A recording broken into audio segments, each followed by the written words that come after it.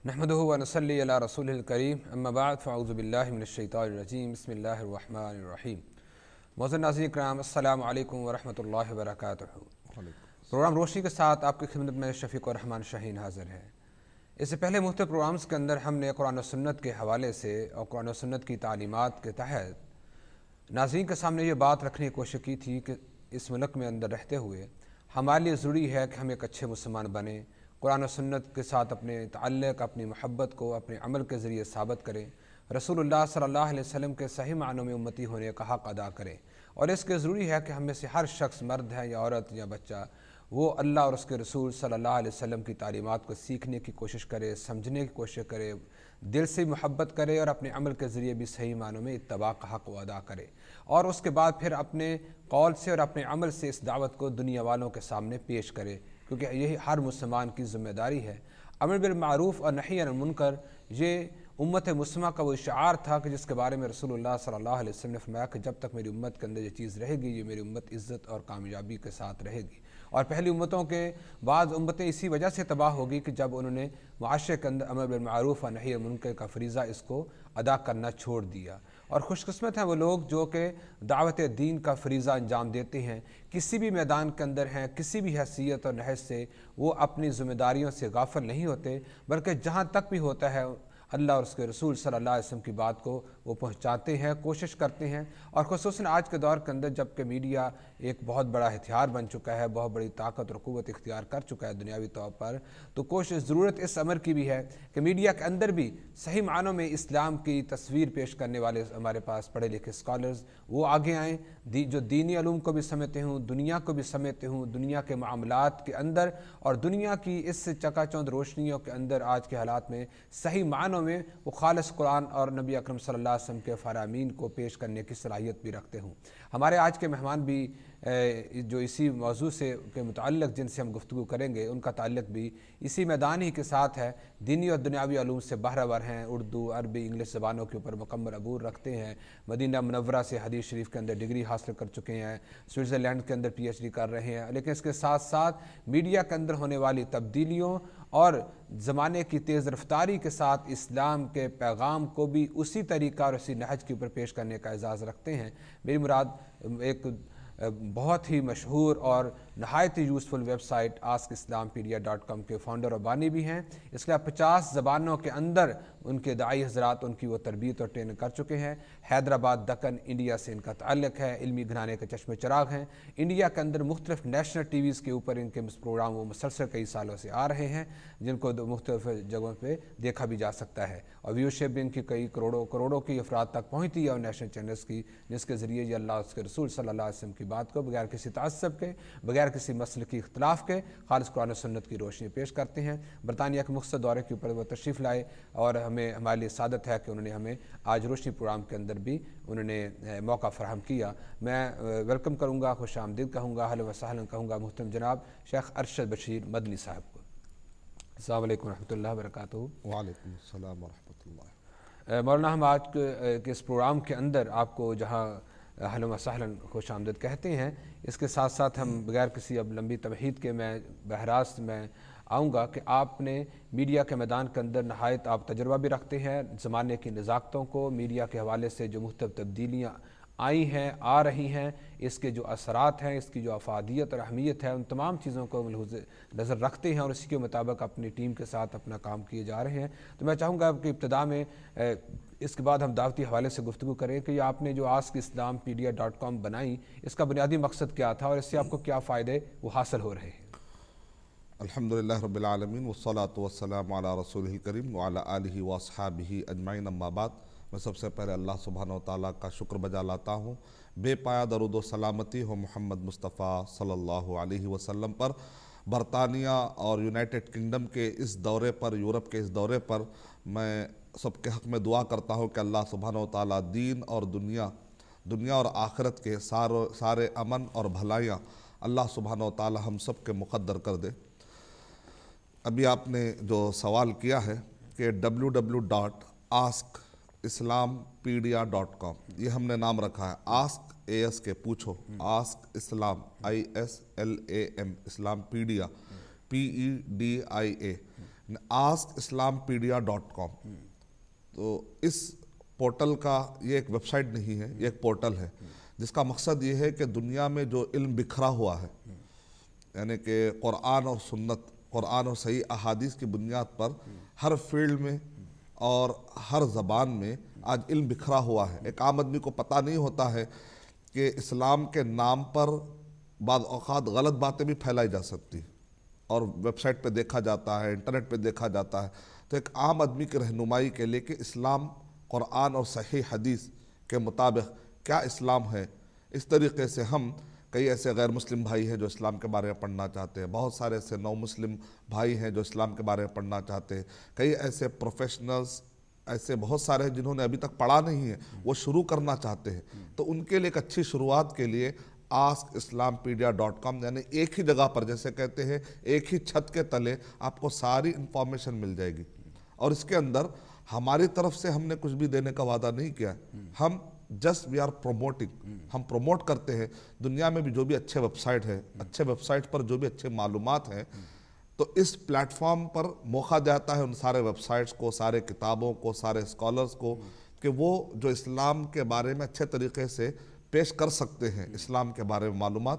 ہر field کے ماہرین کو عوام سے جڑانا ہمارا مقصد ہے. یعنی کہ ہم چاہتے ہیں کہ انشاءاللہ یہ جو پلیٹ فارم ہے وہ عوام اور ہر فیلڈ کے جو متخصصین ہیں، اسپیشلسٹ ہیں اور اکابر علماء ہیں، ان سب کے درمیان یہ ایک برج کی حیثیت سے کام کرے. تو یہ لیفریٹ ٹیکنالوجی پر کام کر رہا ہے اور یہ بہت ہی اسٹرکچر انداز میں اس کو پیش کیا جاتا ہے یہاں پر، اور ہائپر لنکس اس کے اندر پائے جاتے ہیں. یہ صرف ٹیکسٹ نہیں ہوتا بلکہ اس کے اندر آڈیو بھی ہے، ویڈیو بھی ہے. سننے والے کے لیے بھی اس کے اندر ہم نے ٹیب بنائے ہیں، دیکھنے والے کے لیے بھی اور پڑھنے والوں کے لیے بھی ٹیب بنائے ہیں. تو الحمدللہ پہلے انگلش اور اردو سے ہم نے شروعات کی ہے اس کی الحمدللہ. ابھی کئی زبانوں تک الحمدللہ ہم کو پہنچنا ہے. تو ابھی الحمدللہ فل ٹائم ہمارے پاس ٹیم ہے الحمدللہ جس کے ذریعے سے ہم آگے بڑھ رہے ہیں الحمدللہ. تو میں جہاں پہ اسی سے ریلیٹڈ یہ پوچھنا چاہوں گا کہ جو ہمارے مسلم اچھے پروفیشنل سائنٹسٹ ہیں، ڈاکٹرز ہیں، یا اس میڈیکل کسی بھی شعبہ سے تعلق رکھتے ہیں، اچھے ٹیچرز ہیں، اسکالرز ہیں، بعض اہل علم جن کا مختلف شعبوں کے اندر نام ہے یا ان کا پاس علم اور تجربہ ہے، تو وہ آپ کے ساتھ کیسے وہ جڑ سکتے ہیں اور کیسے وہ تعاون کر سکتے ہیں؟ یہ آسک اسلامپیڈیا صرف شرعی نالج کے لیے ہم ہائیو یا ہب نہیں بنا رہے، بلکہ الحمدللہ اس میں عصری تعلیم کے لیے بھی کافی مواقع پائے جاتے ہیں. تو ہم چاہتے ہیں کہ انشاءاللہ 40,000 سے بھی زیادہ والنٹیئرز اس میں جڑ جائیں اور 300 سے بھی زیادہ پیڈ اسکالرز، پروفیشنلز اس کے اندر جڑاؤ ہو جائے. تو اس کے لیے الحمدللہ ہم ترتیب کر رہے ہیں. تو 40,000 والنٹیئرز، اس میں اسکالرز بھی ہو سکتے ہیں، اس میں professionals, graduates, college going students, یعنی جس کے پاس بھی جس فیلڈ میں بھی آتھینٹک انفارمیشن ہو، کیمسٹری پر ہو، چاہے بایولوجی پر ہو، یا آج کے دور کے چاہے راکٹ سائنس پر ہو، یا اسی طریقے سے کمپیوٹر سائنس کا زمانہ ہے، جینیٹک سائنس کا زمانہ ہے. تو شریعہ نالج کے ساتھ ساتھ عصری نالج میں بھی کسی کے پاس کچھ انفارمیشن ہو تو وہ سبمٹ کر سکتا ہے. جیسے اور بھی دوسرے ویب سائٹ ہے anybody can go and publish, اس میں پبلش کر سکتا ہے، لیکن ہمارے پاس anybody can go and submit. بعد میں جب ہمارے پاس جو اسکالرس ہیں ہر فیلڈ کے جب اس کو اپروو کرتے ہیں تو اس کے بعد اس کو پبلش بھی کیا جائے. ناظرین کرام، گفتگو ہو رہی ہے محترم شیخ ارشد بشیر مدنی صاحب سے، جو کہ میڈیا اور دعوت کے میدان کے ساتھ جڑے ہوئے ہیں اور ماشاءاللہ کافی علم تجربہ رکھتے ہیں اور اس زمانے کی نزاکتوں سے بخوبی آگاہ ہیں. اگر آپ ان سے بات کرنا چاہیں تو انشاءاللہ بریک کے بعد ہم ٹیلی فون لائنز اوپن کریں گے. بریک کے بعد آپ براہ راست دنیا کسی ملک کے اندر بھی ہیں آپ انشاءاللہ ان سے بات کر سکیں گے. ورنہ گفتگو کی طرف آتے ہیں دوبارہ ہم دعوتی میدان کے حوالے سے کہ جب بھی دعوت و تبلیغ کی بات آتی ہے تو قرآن اصول کے مطابق سب سے پہلے لوگوں کو اللہ کی توحید کی طرف بلایا جائے. عمومی طور پر جب ہمارے ہاں توحید کے بارے میں، خالص توحید کی بات ہو، تو اس میں بعض دفعہ کچھ ایسے بھی ہوتا ہے کہ شاید کسی کو مشرک کرنا مقصود ہے، شاید اس میں اس چیز کی کوئی نفی کرنی ہے، اس کا اثبات کرنا ہے. یہ ایک سیدھا سادہ مسلمان یا ایک مسلمان جو قرآن و سنت کی ابتدائی تعلیم رکھتا ہے اور دعوت کے میدان کے اندر آگے آنا چاہتا ہے، تو دعوتی اصول، قرآنی اصول، انبیاء کی دعوت کے منہج کے حوالے سے سب سے پہلے لوگوں کو وہ توحید کی دعوت دے گا. تو کیا ابتدائی یا بیسک چیزیں ہونی چاہیے جو کہ عقیدہ توحید کی دعوت کے لیے اہمیت کی حامل ہیں اور ایک داعی اپنے ذہن میں وہ پوائنٹ رکھ کے پھر وہ آگے بڑھے؟ ماشاءاللہ. توحید کے بارے میں سمجھنا یا سمجھانا ہم چاہتے ہیں تو بنیادی طور پر ایک 5 پوائنٹ، جیسے ہم کہتے ہیں آؤٹ لائن، ایک 5 پوائنٹ ذہن میں رکھیے. ایک اچھی شروعات کے لیے میں کہہ رہا ہوں، سمجھنے کے لیے اور سمجھانے کے لیے توحید کے بارے میں 5 پوائنٹ ذہن میں رکھیے کہ اللہ سبحانہ و تعالیٰ کی ذات، اللہ سبحانہ و تعالیٰ کے نام، اللہ سبحانہ و تعالیٰ کی صفتیں، اللہ سبحانہ و تعالیٰ کے کام، اور اللہ سبحانہ و تعالیٰ کے ساتھ کی جانے والی عبادتیں. اللہ سبحانہ و تعالیٰ کی ذات، اللہ سبحانہ و تعالیٰ کے نام، اللہ سبحانہ و تعالیٰ کی صفتیں، اللہ سبحانہ و تعالیٰ کے کام، اور اللہ سبحانہ و تعالیٰ کے ساتھ کی جانے والی عبادتیں. یہ سارے جو حقوق ہے یہ ایک اللہ سبحانہ و تعالیٰ کے لیے خالص کر دینا اور اللہ کے ساتھ کسی کو شریک نہ کرنا اور خالص اللہ سبحانہ و تعالیٰ کے یہ سارے حقوق ادا کر دینا، حوالے کر دینے کا نام کہتے ہیں کہ توحید. اور اگر ہم نے یہ 5 حقوق اللہ کے انکار کر دیے تب بھی غلط. اگر اللہ کو رکھ کر کسی اور کو ہم نے ایڈ کیا تب بھی غلط. کیونکہ اللہ تعالیٰ قرآن مجید میں ارشاد فرما رہے ہیں سورہ اخلاص، یعنی خالص اللہ کے لیے رکھنا چاہیے. کیا چیز؟ یہ عقیدہ. کیا عقیدہ ہے؟ قل هو اللہ احد. اے نبی اکرم صلی اللہ علیہ وسلم آپ اعلان کر دیجئے کہ اللہ سبحانہ و تعالیٰ تو اکیلے ہیں. احد فی ذاتہ، اللہ اپنی ذات میں اکیلے. احد فی اسمائہ، اللہ اپنے ناموں میں اکیلے. احد فی صفاتہ، اللہ اپنے صفتوں میں اکیلے ہے. وَأَحَدٌ فِي أَفْعَالِهِ، اللہ تعالیٰ اپنے کاموں میں اکیلے ہے. وَأَحَدٌ فِي عِبَادَاتِهِ، اللہ کے ساتھ کی جانے والی ساری عبادتوں میں اللہ سبحانہ وتعالیٰ اکیلے ہے، اس کا کوئی شریک نہیں. اللہ الصمد. اور مزید تشریح کیجئے، اللہ تعالیٰ سب اللہ پر ڈیپینڈ ہے لیکن اللہ کسی پر ڈیپینڈ نہیں ہے. اللہ الصمد لم یلد ولم یولد، وہ نہ کسی کے والد ہے وہ نہ کسی کا بیٹا ہے. اور وَلَمْ يَكُنْ لَهُ كُفُوًا أَحَدٌ، اور اللہ کے جیسا کوئی بھی نہیں ہو سکتا، نہ اللہ کی ذات میں، نہ اللہ سبحانہ وتعالیٰ کے ناموں میں، نہ اللہ سبحانہ وتعالیٰ کی صفتوں میں، نہ اللہ سبحانہ وتعالیٰ کے کاموں میں، نہ اللہ سبحانہ وتعالیٰ کے ساتھ کی جانے والی عبادتوں میں. تو یہ 5 پوائنٹ سے ایک اچھی شروعات کر سکتے ہیں. بہت شکریہ ماشاءاللہ، اپنے نہایت اختصار اور جامعیت کے ساتھ چیزیں بتائیں. یقین طور پر ہمارے وہ مسلمان بھائی بہنیں جو کہ دعوت کے میدان کے اندر آنا چاہتے ہیں اور دوسروں تک پہنچانا چاہتے ہیں، تو توحید کے حوالے سے اگر یہ 4-5 پوائنٹ جو انہوں نے بتائے ہیں یقین طور پر ان کے لیے نہایت یہ مفید ہوں گے. ورنہ یہاں پہ ایک دوسری چیز یہ نظر آتی ہے کہ کیونکہ ہم یورپ کے معاشرہ کے اندر رہتے ہیں اور آج کا موجودہ دور کے اندر ہم دیکھتے ہیں کہ میڈیا کے حوالے سے نبی صلی اللہ علیہ وسلم کے نعوذ باللہ کارٹون، توہین رسالت کا ارتکاب مختلف حوالے سے کیا گیا. کارٹون کے حوالے سے بھی، کچھ تحریروں کی وجہ سے بھی، کچھ فلم بنانے کی وجہ سے بھی. تو غیر مسلموں کے سامنے کہ نبی اکرم صلی اللہ علیہ وسلم جو مسلمانوں کے نبی اور رسول ہیں، میسنجر ہیں، ان آپ صلی اللہ علیہ وسلم کا تعارف ان تک ہم کیسے کروائیں یا کیسے کروایا جائے کہ محمد صلی اللہ علیہ وسلم وہ کائنات اور انسانیت کے دشمن نہیں بلکہ انسانیت کے لیے رحمت ہیں. تو اس حوالے سے میں چاہوں گا کہ کچھ آپ رہنمائی کیجئے ہمارے عام مسلمانوں کی کہ اپنی اپنی فیلڈ کے اندر جہاں بھی ہیں نبی صلی اللہ علیہ وسلم کے بہترین شکل میں وہ شکل، وہ تصویر جو کہ قرآن نے پیش کی رحمت کے ذریعے، وہ تصویر جو کہ خود رسول اللہ صلی اللہ علیہ وسلم کی سیرت طیبہ کے ذریعے ملی، جو کائنات کے ایک ایک فرد تک پہنچنے کی ضرورت ہے، ان کو کیسے آگے پہنچایا جائے. بہت اچھا آپ نے سوال کیا کہ یورپ کے معاشرے کے اندر جیسا کہ آپ نے ذکر کیا کہ بہت سارے ایسے آج کل فلمیں، چاہے الفتنہ نامی ہو، چاہے انوسنس آف مسلم ہو، چاہے کارٹونز کی بات کی جاتی ہے، تو محمد صلی اللہ علیہ وسلم کے بارے میں آؤٹ آف کانٹیکس کوٹ کرتے ہوئے نبی صلی اللہ علیہ وسلم کی سیرت کو، چاہے آپ کے شادیوں کا مسئلہ ہو یا اسی طریقے سے نبی اکرم صلی اللہ علیہ وسلم نے امن قائم کرنے کے لیے جو غزوات کا سلسلہ ہو، اس کو آؤٹ آف کانٹیکس کوٹ کرنے کی وجہ سے بہت سارے ذہنوں میں غلط فہمیاں پیدا ہوئی ہیں محمد صلی اللہ علیہ وسلم کے بارے میں. تو ایسے وقت پر ہم کس طریقے سے سوسائٹی کے اندر سے ان غلط فہمیوں کو دور کیا جائے؟ تو سب سے پہلے تو بات یہ ہے کہ محمد صلی اللہ علیہ وسلم کے بارے میں غلط فہمی میں آنا یہ کوئی نئی بات نہیں ہے. یہ تو جب نبی اکرم صلی اللہ علیہ وسلم موجود تھے اس وقت سے لے کر آج تک ہمیشہ ایسا ہوا ہے کہ لوگ شیطان ہیں، لوگوں کو غلط فہمی میں ڈالتا ہے، اس کا کام ہی یہ ہے. اور جو آدمی جتنا زیادہ مشہور ہوتا ہے تو لوگ اس کے بارے میں حسد میں آ کر نیگیٹو پھیلانے کی ایک ریت بھی ہے، ایک روایت بھی ہے لوگوں کے اندر. تو اکثر دیکھا گیا ہے تاریخ میں کہ جو نبی اکرم صلی اللہ علیہ وسلم کو جانتے نہیں تھے وہ غلط فہمی میں تھے، لیکن جب نبی اکرم صلی اللہ علیہ وسلم کو انہوں نے جاننا شروع کیا تو وہاں پر نبی اکرم صلی اللہ علیہ وسلم کے بارے میں وہ نبی اکرم صلی اللہ علیہ وسلم کے جگری دوست بن گئے. کل تک وہ جو جانی دشمن تھے وہ آج نبی اکرم صلی اللہ علیہ وسلم کے جگری دوست بن گئے۔ کا مطلب یہ نکلا کہ جب تک نبی اکرم صلی اللہ علیہ وسلم کو کوئی جانتا نہیں ہے یا آؤٹ آف کانٹیکسٹ پڑتا ہے تو غلط فہمی میں آنے کے چانس ہے انسان ہونے کے ناطے۔ جیسا کہ عبداللہ بن سلام جو کہ یہودی تھے، سردار تھے یہودیوں کے، کوئی معمولی شخصیت نہیں تھی، کہتے ہیں کہ میں نبی اکرم صلی اللہ علیہ وسلم کے بارے میں غلط فہمی میں تھا، لیکن جیسے میں نے نبی اکرم صلی اللہ علیہ وسلم کا چہرہ میں نے دیکھا تو میں نے کہا یہ چہرہ جھوٹے کا نہیں ہو سکتا۔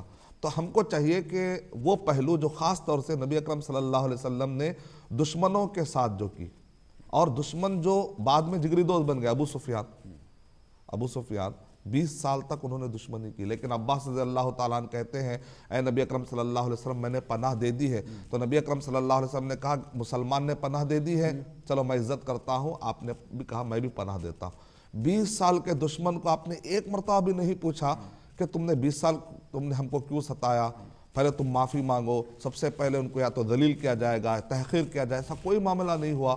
کہا کہ اے عباس رضی اللہ تعالیٰ آپ نے پناہ دے دی، ہم نے بھی پناہ دے دی، ختم۔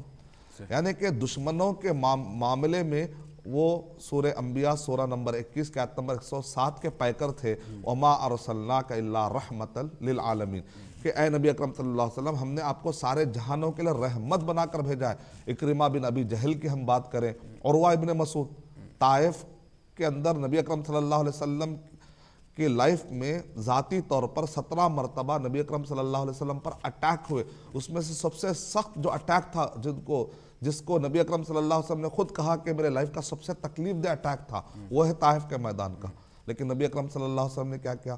نہیں مجھے اب بھی امید ہے کہ شاید کہ ان کی نسل میں سے کوئی ہوگا جو اسلام کی طرف آئے گا، توحید کی بات کرے گا۔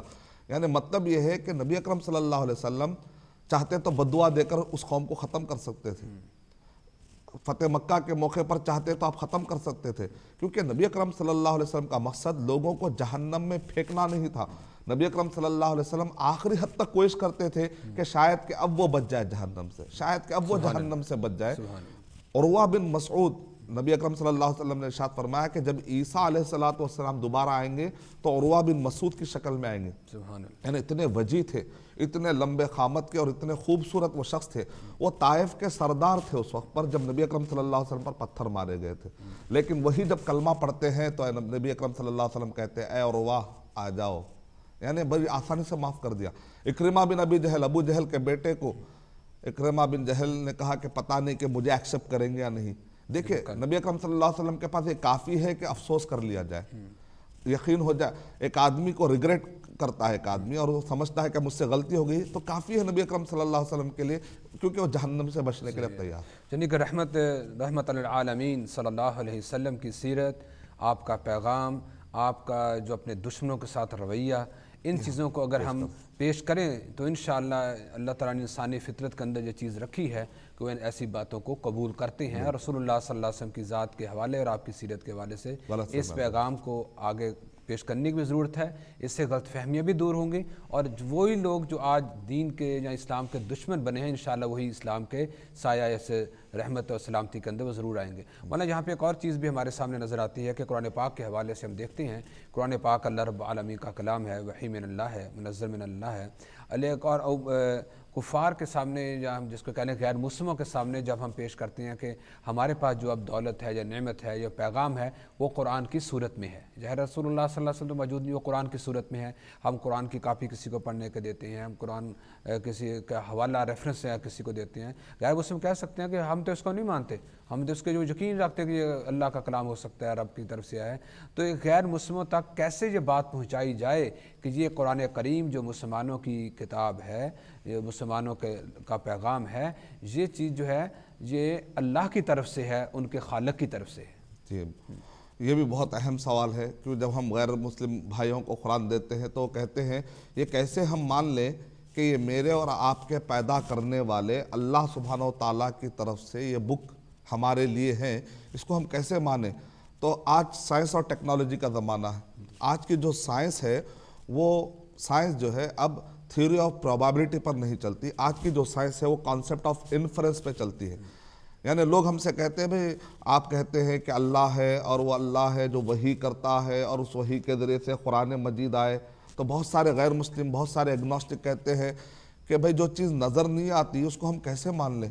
تو ہم ان کو پلٹا کر کہیں گے بھائی آج پوری دنیا معلوم سے نامعلوم کی طرف جا رہی ہے. آج کی سائنس یہی ہے, آج کی سائنس کا پورا فنڈا یا فنڈامنٹل پوائنٹ یہی ہے کہ نامعلوم سے وہ معلوم کے ذریعے سے نامعلوم تک پہنچ رہے ہیں, اور آپ کہہ رہے ہیں کہ میں جو چیز نظر نہیں آتی اس کو کیسے مانوں.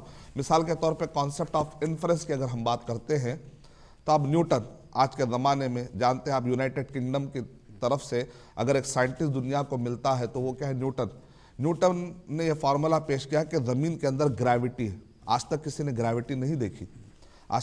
گریوٹی نہیں دیکھی, لیکن جب اس سے پوچھا گیا کہ تم کو کیسے پتا چلا کہ زمین میں گریوٹی ہے, تو نیوٹن نے سمپل فارمولا کہا کہ دیکھو جب بھی سیب گرتا ہے تو نیچے کی طرف گرتا, اوپر کی طرف نہیں جاتا. یعنی کہ سیب, ایپل, یہ ایک سم تھنگ, ایک ایسا فینومینا ہے جو نون ہے. یعنی کہ کانسیپٹ آف انفرنس کا مطلب ہے to approach the unknown thing through the known thing. یعنی کہ معلوم چیز کے ذریعے سے نامعلوم تک پہنچنے کو کانسیپٹ آف انفرنس کہتے ہیں, یعنی کہ نتیجہ نکالنا. یعنی کہ گرتے ہوئے سیب کے ذریعے سے گریوٹی کا پتہ چلا گیا, تو اس کا مطلب یہ نکلا کہ ایک سیب کے ذریعے سے جو کہ چیز معلوم ہے اس کے ذریعے سے نامعلوم تک پہنچ رہے ہیں. تو ہم مسلمانوں کے لیے جیسے نیوٹن کے لیے سیب ہے گریوٹی کو ثابت کرنے کے لیے, ہم مسلمانوں کے پاس قرآن مجید ہے.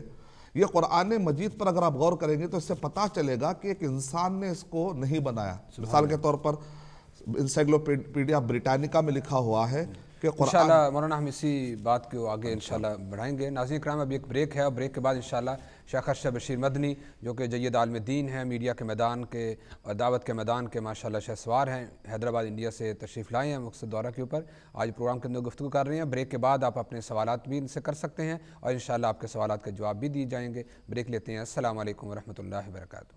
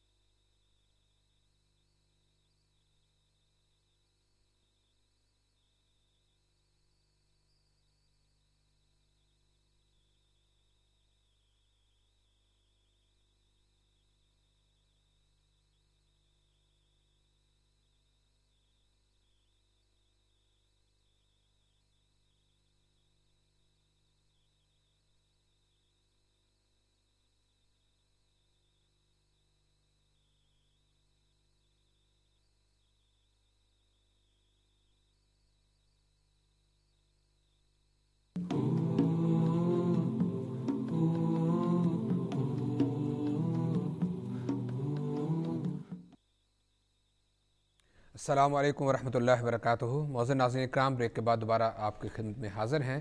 گفتگو کر رہے ہیں ہم شیخ ارشد بشیر مدنی سے, جو کہ ماشاءاللہ دینی اور دعوتی علوم کے اندر ماہر بھی ہیں اور اس میدان کے اندر اپنا تجربہ بھی خاصا وسیع رکھتے ہیں. ان سے ہم گفتگو کر رہے تھے اور بریک سے پہلے ہم بات کر رہے تھے کہ قرآن کریم خالق انسانوں کے خالق اللہ سبحانہ و تعالیٰ کی طرف سے ہے. اس بات کو غیر مسلموں تک کیسے پہنچایا جائے, اسی بات کو ہم آگے لے کے چلتے ہیں. اور اب ٹیلی فون لائنز بھی اوپن ہیں, تو آپ اپنے سوالات کے ذریعے پروگرام کے اندر شامل ہو سکتے ہیں. شیخ ارشد بشیر مدنی صاحب, قرآن کریم اللہ تعالیٰ جو انسانوں کا خالق ہے اس کی طرف سے ہے, اس بات کو ہم مزید آگے کیسے بڑھائیں گے؟ بریک سے پہلے میں بات بتا رہا تھا, اسی کو کنٹینیو کرتے ہوئے انسائکلوپیڈیا آف بریٹانیکا میں یہ بات لکھی ہوئی ہے کہ محمد صلی اللہ علیہ وسلم ایک امی تھے, یعنی آپ کو دیکھ کر پڑھنا اور لکھنا نہیں آتا تھا. تو قرآن مجید نازل جو ہوا, اور آپ جانتے ہیں کہ جو ماڈرن ہسٹری بتائی جاتی ہے کہ ڈارک ایجز کا زمانہ تھا, یعنی کہ جو 6th سنچری کی آپ بات کہیے یا 7th سنچری کی آپ بات کہیے, یعنی کہ 1452 کے بعد کا جو زمانہ اس کو کہتے ہیں کہ یہ رینیزانس کا زمانہ, یورپ کا رینیزانس جب ہوا 1492 میں جب امریکہ دریافت ہوا, 1452 میں جب یورپ کا رینیزانس ہوا, تو لوگ کہتے ہیں روشنی کا دور ہے. اس سے پہلے دور کو لوگ کہتے ہیں کہ ڈارک ایجز کا زمانہ ہے. یعنی اس زمانے میں نہ کوئی سائنٹسٹ تھا، نہ اس زمانے میں نہ کوئی آلات تھے، نہ کوئی ہمارے پاس مائکرو اسکوپ جیسی کوئی چیزیں تھی، لیکن اس وقت پر قرآن مجید میں ایسی باتیں پائی جاتی ہیں جو آج کی ماڈرن سائنس دیکھ کر حیران اور ششدر ہے۔ مثال کے طور پر ہم دیکھتے ہیں ایمبرالوجی کی جب ہم بات کرتے ہیں تو اس میں ولیم کیت مورے کہتے ہیں سورہ مومنون نمبر 23 کے آیت نمبر 13، 14، 15 ایک مثال سے ہم سمجھ سکتے ہیں کہ اس کے اندر 7 اسٹیجز کی بات کہی ہے۔ ولیم کیت مورے کہتے ہیں کہ بغیر کسی آلے کے 7 اسٹیجز، بچے کے ایمبریو کے 7 اسٹیجز بتانا ناممکن ہے۔ لیکن قرآن کریم نے وہ چیز اس کا مطلب یہ نکلا کہ محمد صلی اللہ علیہ وسلم اپنی طرف سے کچھ نہیں کہہ رہے بلکہ ایمبریو کو پیدا کرنے والے اللہ نے بتایا۔ سمندر کے تفصیلات ہیں، نبی صلی اللہ علیہ وسلم نے سمندر پہ کبھی سفر نہیں کیا۔ مولانا ہمارے ساتھ ایک کالر موجود ہیں، ان سے بات کرتے ہیں۔ السلام علیکم ورحمۃ اللہ۔ وعلیکم السلام ورحمۃ اللہ وبرکاتہ۔ السلام علیکم۔ وعلیکم جی السلام۔ جی حاجی صاحب کیا کہنا چاہیں گے آپ؟ ہاں جی، میں اپنے شیخ صاحب سے ارشد بشیر مدنی صاحب کو پہلے تو ویلکم کرتا ہوں اپنے انگلینڈ میں آنے کے لیے اور اس پروگرام میں شامل ہونے کے لیے۔ میرا سوال ہے کہ ایک دائی کے لیے کیا خصوصیات ہونی چاہیے؟ جی اور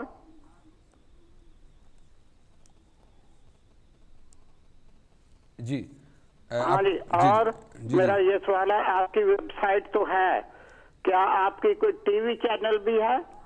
جی انشاءاللہ آپ کے صاحب آپ کے سوال کا جواب انشاءاللہ ضرور دیں گے پروگرام کے اختتام پر۔ انشاءاللہ آپ پروگرام دیکھتے رہیے، ورنہ یہاں پہ یہ چیز بھی ہے کہ یورپ کے اندر ہم دیکھتے ہیں، خاص طور پر اوورال اگر ہم بات کریں کہ آج اگرچہ ماڈرنزم بہت زیادہ ہو گیا، جدید سہولیات زیادہ ہوگی، میڈیسن کے میدان نے بہت ترقی کی، لیکن اس کے باوجود بھی ہم دیکھتے ہیں کہ عام انسان جو ہے آج وہ اپنی مشکلات کی وجہ سے، گھریلو مسائل ہوں، بیماری کے حوالے سے ہوں، زمانے کے حالات، تغیرات، تبدل اس کے حوالے سے ہوں، فرسٹریشن کا شکار ہیں، ڈپریشن کا شکار ہیں، اور اسی طریقے سے ذہنی پریشانیوں کا شکار ہے، ماہرین نفسیات کے پاس جاتے ہیں، کوئی کسی چیز کا سہارا لے رہا ہے۔ تو موجودہ دور کے اندر ایک مسلمان کو آپ کیا ایڈوائز کریں گے کہ سکون حاصل کرنے کے لیے، اپنے چہرے پہ ایک روحانی خوشی لانے کے لیے وہ کس قسم کی زندگی گزارے، کیا کچھ کرے؟ میں چاہوں اگرچہ یہ موضوع بہت لمبا ہے لیکن اختصار کے ساتھ آپ کی موجودگی سے فائدہ اٹھاتے ہوئے ہم چاہیں گے کہ آپ کچھ رہنمائی کیجیے۔ جی ہاں، اب یہ کالر کا جو سوال ہے اس کے اندر ایک اچھا پوائنٹ تھا کہ دائی کی کیا خصوصیت ہونی چاہیے، اور ساتھ میں آپ کا جو 2 سوال ہے۔ تو دائی کے لیے مختصر، آپ خاص طور سے مغربی ممالک میں رہنے والا ہر مسلمان ایک دائی ہے، اس کو چاہیے کہ ہر اپنے فعل پر اور کام کرنے سے پہلے یہ سوچ لے کہ اگر میرے کام کرنے کی وجہ سے سامنے والے پر کیا اثر پڑ سکتا ہے، کیا وہ اسلام سے دور ہوگا یا اسلام سے قریب ہوگا۔ تو ہم اگر یہاں کا رہنے والا ہر مسلم، جیسا کہ ہمارے اساتذہ کہتے ہیں کہ یورپ امریکہ جانے والے مسلمان اگر اپنے آپ کو ایک مسلم کے طور پہ ریپرزینٹ کرنا شروع کر دے، صحیح اسلام، صحیح اخلاق جو پیش ہے، جو قرآن اور حدیث میں ہے، تو بہت سارے لوگوں تک اسلام کا پیغام پہنچ سکتا ہے انشاءاللہ۔ اور جہاں تک آپ نے جو سوال کیا تو کس طریقے سے سکون حاصل کیا سکتا ہے، جیسا کہ آج مغربی ممالک کے بارے میں چونکہ میں میڈیا کو پڑھتا ہوں تو اس کے اندر لکھا گیا، اس کے اندر یہ بتایا جا رہا ہے کہ پہلے فیملی ڈاکٹر ہوا کرتا تھا، لیکن آج کل فیملی سائیکیٹرسٹ، سائیکو تھراپسٹ، یہ سارے لوگوں کی کثرت ہو رہی ہے۔ وجہ کیا ہے کہ لوگ سکون حاصل کرنے کے لیے پریشان ہے، لیکن سکون کیسے آئے گا؟ اللہ تعالیٰ نے قرآن مجید میں ارشاد فرمایا الا بذکر اللہ تطمئن القلوب، کہ اللہ سبحانہ و تعالیٰ کے ذکر سے دلوں کو اطمینان حاصل ہوتا ہے۔ یعنی اس کو سمجھا جا سکتا ہے، ایک انسان ہے تو انسان کے اندر ایک جسم ہے، ایک ہے روح۔ ہم کھاتے ہیں، میوے کھاتے ہیں، ترکاری کھاتے ہیں، گوشت کھاتے ہیں، اور ہم روٹی کھاتے ہیں، چاول کھاتے ہیں، اس سے ہمارے جسم کی غذا تو ہو گئی، لیکن وہ جو بیچاری روح ہے اس کی غذا کا انتظام نہیں کرتے۔ تو یہ جو جسم ہے یہ چونکہ مٹی جیسے چیزوں سے بنا ہوا ہے تو مٹی جیسے چیزوں سے آپ اس کی غذا بھرپور کر لیتے ہیں، لیکن جو روح ہے یہ اللہ سبحانہ و تعالیٰ کے حکم سے آتی ہے۔ 120 دن یا 121 دن جب رحم مادر میں بچہ ہوتا ہے اس وقت پر فرشتہ اللہ کے حکم سے روح کو ڈالتا ہے۔ اس کا مطلب نکلا کہ جو اللہ کے حکم سے جو روح آئی ہے تو قرآن اور سنت جو آسمان سے نازل کردہ ہے اسی بنائے ہوئے سسٹم کو فالو کرنے سے اس کو سکون ملے گا۔ سبحان اللہ۔ تو اس طریقے سے ہم جیسے ٹرین اگر چلتی ہے، کامن ٹرین کی میں بات کر رہا ہوں، میں جو پٹریوں والی ٹرین ہے مثال دینے کے لیے، تو 2 پٹریاں ہوتے ہیں، تو دونوں میں سے اگر ایک بھی کمزور ہو جائے تو ٹرین کا چلنا مشکل ہوتا ہے. تو یہ جو زندگی کی گاڑی ہے، جس طریقے سے آپ کا جسم مضبوط کرنے کی آپ کو فکر ہوتی ہے، صحت مند رکھنے کی فکر ہوتی ہے، اسی طریقے سے روح کو بھی صحت مند رکھنے کی فکر ہونی چاہیے، اور وہ ہے کتاب و سنت اس کی غذا ہے. یعنی پورے لائف کے اندر کتاب و سنت سے نہ ٹکرانے والے سارے جتنی چیزیں ہیں کتاب و سنت کے مطابق اپنے لائف کو ہم ڈھالیں گے. ذکر کا مطلب صرف یہ نہیں ہے کہ سبحان اللہ کہتے رہیں. ذکر کا مطلب جیسا کہ پڑھتے ہیں قرآن مجید میں سورہ ہجر نمبر 15 کے آیت نمبر 9 میں کہا انا نحن نزلنا الذکر. یہاں پر ذکر سے مراد قرآن مجید ہے پورا مکمل. اور اسی طریقے سے سورہ طٰہٰ کے اندر ومن اعرض عن ذکری، یہاں پر ذکر سے مراد قرآن مجید ہے، کیونکہ بعد کی آیت میں بتایا جا رہا ہے ومن اعرض عن ذکری فإن له معیشة ضنکا ونحشره یوم القیامة اعمی قال رب لم حشرتنی اعمی قال کذلک اتتک آیاتنا. یہاں پر ذکر سے مراد صرف سبحان اللہ الحمدللہ نہیں ہے، بلکہ یہاں پر قرآن مجید کی ساری آیتیں ہیں. تو قرآن مجید کے مطابق صحیح احادیث کے مطابق اپنا لائف اسٹائل بنائیے، انشاءاللہ آپ کو سکون ملے گا. اس کو دیکھ کر دوسرے لوگ بھی پوچھیں گے کہ آپ کے ذہن میں اتنا، آپ کے چہرے پر اتنا سکون کیسے ہے. سبحان اللہ.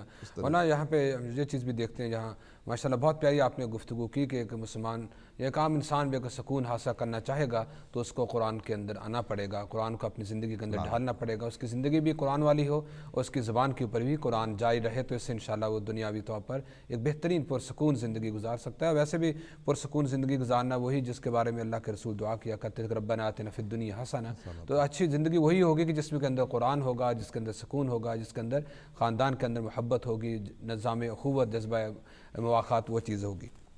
مولانا یہاں پہ یہ میں چیز آپ سے پوچھنے کی سعادت حاصل کروں گا کہ آج کا دور کے اندر ہم دیکھتے ہیں کہ بہت سارے ایسے عوامل آ گئے انسانی زندگی کے اندر کہ لوگوں نے حلال و حرام کے اندر تمیز کرنا چھوڑ دیا ہے، اور اس میں ایک پیسے کی دوڑ ایسی لگی ہوئی ہے کہ ہم نہیں جانتے کہ اس حرام چیزوں سے یا حرام کاموں سے، اس کے ارتکاب سے یا حرام مال سے ہماری زندگی کے اوپر کیا افیکٹ پڑ رہا ہے. تو میں چاہوں گا کہ حلال و حرام کے اندر تمیز کرنا کیا بہت ضروری ہے. ایک مسلمان دنیا کے اگر کسی کو نقصان نہیں پہنچاتا تو لگا ہوا ہے تو لگا رہے، یا یہ ایک انسانی فطرت کا تقاضا ہے، ہمارا اسلام کہتا ہے، قرآن کہتا ہے. تو حلال و حرام کے اندر تمیز رکھنا کیوں ضروری ہے انسان کے لیے؟ جی سورہ آراف سورہ نمبر 7 کے آیت نمبر 157 158 میں اللہ تعالیٰ نے ایک گولڈن رول دیا ہے کہ حلال اور حرام میں تمیز کرنا کیوں ضروری ہے.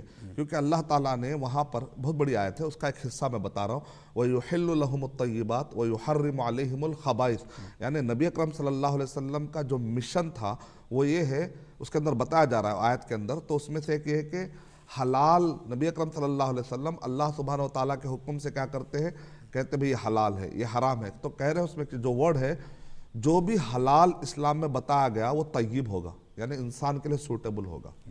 وَيُحَرِّمُ عَلَيْهِمُ الْخَبَائِثَ. اور جس کو بھی قرآن اور صحیح حدیث میں یا اسلام میں حرام قرار دیا گیا ہے، بندے کو تکلیف دینے کے لیے حرام نہیں کہا گیا، تکلیف میں ڈالنے کے لیے نہیں، وہ خبیث ہوگا، یعنی نقصان دہ ہوگا، ناٹ سوٹیبل یعنی کہ فار ہیومن بینگ، یعنی انسانیت کے لیے وہ سوٹیبل نہیں ہے. جیسے وہ جو چیز حلال ہوگی اس کو طیب کہا گیا، طیب فی النفس، انسان کے ذات کے لیے وہ فائدہ مند رہے گا. طیب فی العقل، اس کے عقل کے لیے فائدہ مند رہے گا. فی الصحہ فی المجتمع، اس کے اجتماعیت کے لیے اور اس کے صحت کے لیے فائدہ مند رہے گا، تبھی اللہ اس کو حلال کریں گے. اور جو چیز حرام کہہ دیا، کیونکہ اللہ یعلم من خلق وهو اللطیف الخبیر، کیا پیدا کرنے والا نہیں جانتا کہ انسان کے لیے کیا چیز فائدہ مند ہے اور کیا چیز نہیں. تو اس پیدا کرنے والے نے ہم سے کہا کہ یہ حرام ہے، کیونکہ وہ خبیث فی النفس، اس ذات میں نقصان ہو سکتا ہے، صحت میں نقصان ہو سکتا ہے. خبیث فی العقل، خبیث فی المجتمعات. مثال کے طور پر کئی لوگ ہم سے پوچھتے ہیں بھائی اگر میں خنزیر کھاتا ہوں تو بری بات کیا ہے؟ آپ جانتے ہیں خنزیر میں 70 ایسے کیڑے ہوتے ہیں. سورہ مائدہ نمبر 5 کے آیت نمبر 3 میں اللہ تعالیٰ کہہ رہے ہیں حرمت علیکم المیتۃ والدم ولحم الخنزیر. وہ 70 کیڑوں میں سے صرف 2 کیڑے اتنے خطرناک ہے، ایک کا نام ہے ٹرائکوریسس اور دوسرے کا نام ہے ٹینیا سولیم. اگر یہ کیڑے، اس کا زہر آنکھ تک پہنچ جائے تو اندھا ہو سکتا آدمی، اگر اس کا اثر دل تک پہنچ جائے تو ہارٹ اٹیک آ سکتا ہے، اور پورے انسان کے جسم کے خون کو گاڑھا کر دینے کی وجہ سے انسان کے ہڈیوں کا پرابلم، چلنے کا پرابلم، گھٹنوں کا پرابلم، جلد کا پرابلم، یعنی اتنے بیماریاں ہیں. تصور کیجئے کہ ہر کیڑے کے اندر یہ بیماری ہے تو 70 کیڑوں سے کیا کیا نقصانات ہو سکتے ہیں. اور اسی طریقے سے ذبح کا جو سسٹم ہے کہ اس کو ایک جھٹکے میں کاٹ کے ختم نہیں کیا تھا بلکہ اس کو کاٹ کے چھوڑا جاتا ہے. اس میں ہوتا یہ ہے کہ رگوں کو مارنے کی وجہ سے اندر کا جو خون ہے وہ پورے طریقے سے باہر نکل جاتا ہے. خون کو باہر کیوں نکالا جاتا ہے؟ اسلام کا جو ذبیحہ سسٹم ہے وہ اتنا پیارا ہے. خون کو اس لیے باہر نکالا جاتا ہے تاکہ خون کے اندر ایک یورک ایسڈ ہوتا ہے جو تیزاب کے مانند کام کرتا ہے. اگر انسان کا خون اور وہ خون مل جائے تو انسان کو جلد کے کئی بیمارے آ سکتے ہیں. اسی طریقے سے میوزک 27club.com میں بتایا گیا ہے کہ وہ دنیا کے سنگر، وہ دنیا کے موسیقی کرنے والے، ناچنے گانے والے جنہوں نے 27 سال کی عمر میں خودکشی کر لی، ایسے لوگوں کے نام اس میں جمع کے 27club.com میں آپ جا کر دیکھ لیجئے کہ 27 عمر کو جب پہنچتے ہیں نوجوان تو یہ خودکشی کر رہے ہیں. ان کی فہرست بتائے گی. اس میں ٹاپ کے سنگر ہے دنیا میں، ٹاپ کے ناچنے اور گانے والیوں کے اس کے اندر نام بتائے جا رہے ہیں. آخر یہ یہاں تک کیوں چلے گئے؟ کسی نے جو ہے خودکشی کر لی، پھانسی لے لی، کسی نے اپنے آپ کو رائفل سے اڑا لیا. بعد میں تحقیق کرنے اور پتہ چلا کہ کثرت سے گانا اور کثرت سے ناچ کی وجہ سے انسان کے اندر بے چینی کیفیت پیدا ہو جاتی ہے. کیونکہ اللہ تعالیٰ قرآن مجید میں ارشاد فرما رہے ہیں خلق الانسان ہلوعا، انسان پہلے سے ہی ایسا ہے. وَإِذَا مَسَّهُ الشَّرُّ جَزُوعا، جب تکلیف آتی ہے تو وہ اور پریشان ہو جاتا ہے. إِلَّا الْمُصَلِّينَ، سوائے نمازیوں کے. جو نماز پڑھنے کی وجہ سے آدمی کے اندر ایک اسٹیبلشمنٹ آتا ہے.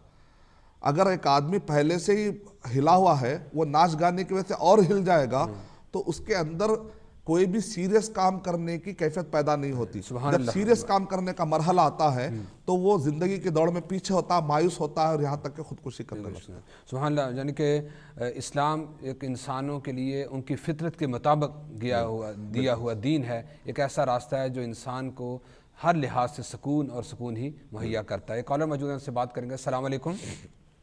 جی وعلیکم السلام ورحمۃ اللہ وبرکاتہ. علامہ صاحب، آپ کے جو مہمان بیٹھے ہیں مدنی صاحب، ان کی خدمت میں بھی میری طرف سے مؤدبانہ سلام. جی میرے 2 سوالات ہیں. ایک سوال کر لیں کیونکہ ہمارے پاس ٹائم اب تھوڑا ہے. جی اچھا جی پہلا چلو ایک ہی سوال لے لیں. جی کہ میں یہ کہنا چاہتی ہوں کہ پہلے زمانے میں جب آپ صلی اللہ علیہ وسلم کے پاس جب لوگ آتے تھے یا کافر بھی آتے تھے یا کوئی مسلمان بھی آتا تھا اپنے گناہوں کو کفارہ کرنے کے لیے، تو آپ ان کو بغیر پچھلی ہسٹری پوچھے ہی اس کو معاف کر دیتے تھے. لیکن اس زمانے کے جو لوگ تھے وہ بھی اس پر عمل کرتے تھے اور وہ باقاعدہ طور پر ایمان لے آتے تھے اور آپ صلی اللہ علیہ وسلم کی سنت پہ عمل بھی کرتے تھے. تو وہ سچے مسلمان بھی ہو گئے تھے. لیکن آج کل کے دور میں یہ چیز دیکھنے میں بہت کم آتی ہے، کیونکہ اکثر اوقات یہ دیکھا گیا ہے کہ جب اپنوں میں سے ہو یا کوئی اپنے رشتہ داروں عزیز و اقارب میں سے ہو یا کوئی بھی انسان کسی کو کوئی اذیت پہنچاتا ہے تو اس کے بعد وہ معافی مانگتا ہے.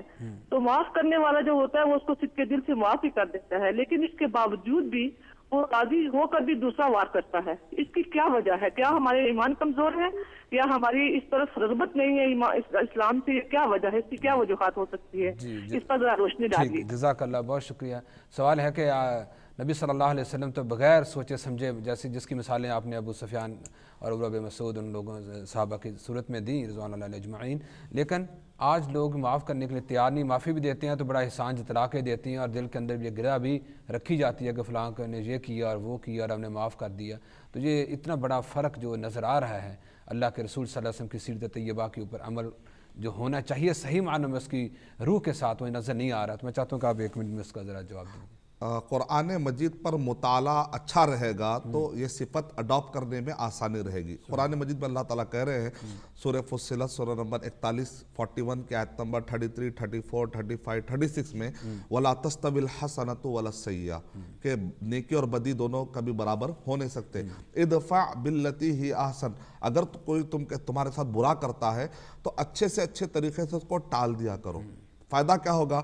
یعنی اس میں دشمن کو دوست بنانے کا فارمولا بتایا جا رہا. دنیا کی واحد کتاب ہے قرآن مجید جو دوست کو دوست بنانے کی بات تو کرتی ہے، ساتھ میں یہ کتاب کہتے ہیں دشمن کو کیسے دوست بنایا جائے اس کا فارمولا بتایا جا رہا ہے. چاہے مسلم ہو چاہے غیر مسلم ہو، کہہ رہے ہیں کہ اچھے سے اچھے طریقے سے ٹال دیا جائے. جیسا نبی اکرم صلی اللہ علیہ وسلم نے جیسے انہوں نے معافی مانگی، دیکھا کہ ریگریٹ ہے، افسوس کر رہے ہیں، آپ نے معاف کر دیا. یعنی کہ آپ نے جو ایک اچھا انسان کر سکتا ہے وہ کر سکتا ہے. نارمل انسان یہ کام نہیں کر سکتا، لیکن ایکسٹرا آرڈنری انسان جو ایک آرڈنری انسان یہ کام نہیں کر سکتا، ایکسٹرا آرڈنری انسان یہ کام کر سکتا ہے. تو ہم کو چاہیے کہ ہم ایکسٹرا آرڈنری بننے کی کوشش کریں، آرڈنری نہ بنے. تو کیا کریں آگے؟ فَإِذَا الَّذِي بَيْنَكَ وَبَيْنَهُ عَدَاوَةٌ كَأَنَّهُ وَلِيٌّ حَمِيمٌ. جب تم یہ کام کرو گے نا، سامنے والا بولے گا کہ بھئی اس کو میں نے اتنا کیا، تھوڑا تو وہ بدلہ لے سکتا تھا، وہ تھوڑا تو غصے میں بھی آ سکتا تھا، وہ بھی نہیں کیا.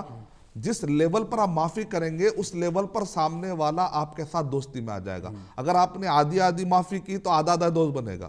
اگر آپ نے مکمل سورۃ صافات کی جو آیات کا آپ نے ریفرنس دیا، تو ان کا مطالعہ ان لوگوں کے لیے نہایت مفید رہے گا جو یہ چاہتے ہیں کہ صحیح معنوں میں ہم اس عمل کی روح تک، گہرائی تک پہنچ جائیں. اللہ ہم سب کو اس بات کی توفیق دے.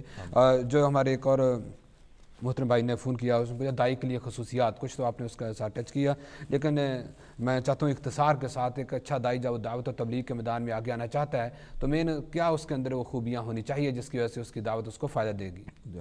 سب سے پہلے دائی کو یہ ذہن میں رکھنا چاہیے کہ وہ اپنے ذات کو ریپرزینٹ نہیں کر رہا ہے بلکہ وہ اسلام کو ریپرزینٹ کر رہا ہے. تو ایسے وقت پر اس کو سب سے پہلے اللہ سے تعلق ہونا بہت ضروری ہے، اور وہ اس طریقے سے اسلام کو پریزنٹ کرے کہ لوگ اسلام سے نفرت نہ پیدا کرے، ایسی کوئی سختی نہ آ جائے. اسی لیے نبی اکرم صلی اللہ علیہ وسلم کہتے تھے کہ یسرا ولا تعسرا، آسانی بتاؤ، مشکلات میں مت ڈالو تم، اور بشرا، خوشخبریاں دو، ولا تنفرا، نفرت میں مت ڈالو. تو دائی کے اندر یہ خصوصیت ہونی چاہیے، نرمی ہونی چاہیے. لو كنت فظا غلیظ القلب لانفضوا من حولک. یہاں تک کہ فرعون کے دربار میں بھیجا جا رہا ہے تو کہا جا رہا ہے قولا لہ قولا لینا، یعنی کہ نرمی ہونی چاہیے اس کے اندر، اور للہیت، اللہ سبحانہ وتعالیٰ سے اس کا پاس بہترین تعلق ہونا چاہیے. اور سب سے پہلی چیز تو یہ ہے کہ جو وہ کہہ رہا ہے اس پر اس کو بصیرت ہو، علم ہو، جس پہ بیس پہ کہہ رہا ہے تو اس کے پاس قرآن اور سنت کا علم ہو، اور بیس ہمیشہ کوشش کرے دائی جو ہے الجھے نہ. سامنے والا آپ سے کبھی سوال کر دیتا ہے، ارے آپ مسلمان ایسے ہیں، آپ تو ایسے لوگ ہیں، ایسے لوگ ہیں، تو رد عمل کا شکار کر کے لڑائی جھگڑے میں نہ اترے. آپ کہیے کہ ہاں یہ سارے چیزیں ہیں، لیکن آج ہم بات کرتے ہیں میرے اور آپ کے پیدا کرنے والے اللہ سبحانہ وتعالی، یعنی فوراً ٹاپک پہ کہاں پر آ جائے؟ اللہ کے ٹاپک پر، توحید کے ٹاپک پر آ جائے. سبحان اللہ. بہت شکریہ محترم شیخ ارشد بشیر مدنی صاحب کہ آپ نے آج روشنی پروگرام کے اندر ہمیں سعادت بخشی کہ آپ شریک ہوئے اور اپنی انتہائی مفید گفتگو ناظرین تک پہنچائی. ناظرین کرام، ہمارے معزز مہمان شیخ ارشد بشیر مدنی صاحب، جہاں ہم ان کا شکریہ ادا کرتے ہیں، وہ ہم سب اس امید رکھتے ہیں اور ہمیں کوشش کرنی چاہیے کہ ہم اسلام کے داعی بنیں، اپنے قول کے ذریعے، اپنے عمل کے ذریعے، اپنے اچھے کردار کے ذریعے، ایک اچھے شہری ہونے کی حیثیت سے، اور خاص طور پر برطانیہ کے معاشرے کے اندر ہم دوسروں تک اسلام کی سچائی کے اوپر مبنی تعلیمات کو پھیلانے کا ذریعہ بن جائیں کسی بھی حوالے سے. اللہ ہمیں اس کی توفیق دے. انشاءاللہ اگلے پروگرام کے اندر نئے مہمان کے ساتھ شریک ہوں گے. السلام علیکم ورحمۃ اللہ وبرکاتہ.